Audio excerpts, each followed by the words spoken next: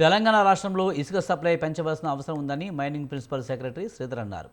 ఇసుక అక్రమ రవాణా, ఓవర్లోడ్ నియంత్రించాలని సీఎం ఆదేశించారన్నారు. 6 జిల్లాల నుంచి ఇసుక రవాణా జరుగుతుందని చెప్పారు. ఇసుక రీచ్ల్లో మైనింగ్, రెవెన్యూ, పోలీసులకు డ్యూటీలు వేశామన్నారు.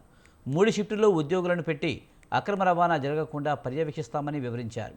పెట్రోలింగ్, చెక్ పోస్టుల్లో తనిఖీలు చేస్తున్నామని, లారీ అసోసియేషన్లతో మీటింగ్ పెట్టి సూచనలు చేస్తామన్నారు.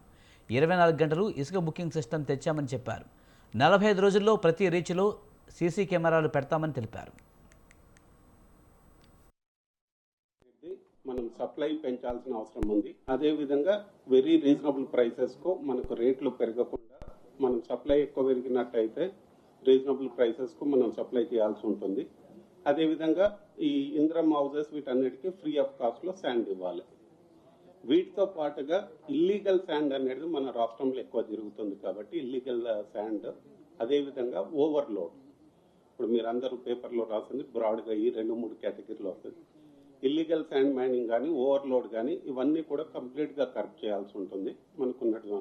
సో ఇవన్నీ కూడా బ్రాడ్గా ఆబ్జెక్టివ్స్ మా అందరికి కూడా చెప్పి వాటి మీద మొత్తం యాక్షన్ ప్లాన్ తయారు చేయండి. దానిలో ఏదన్నా కానీ సిస్టమేటిక్ రిఫార్మ్స్ కానీ, మిగతా ఈ కాంట్రాక్టర్ల సైడ్ కానీ, ట్రాన్స్పోర్ట్ ఏజెన్సీ కానీ అందరితో కూడా, స్టేక్ హోల్డర్స్తో కూడా మీటింగ్స్ పెట్టి మాట్లాడండి. లీగల్గా వారికి రావాల్సిన పేమెంట్స్ కానీ ఏదైనా కానీ డిపార్ట్మెంట్ పరంగా ఉన్నాయి అన్ని కూడా ఫెసిలిటేట్ చేయండి. బట్ రాంగ్ ఉన్న ఏది కూడా టాలరేట్ చేయొద్దు. తెలంగాణ రాష్ట్రంలో శాండ్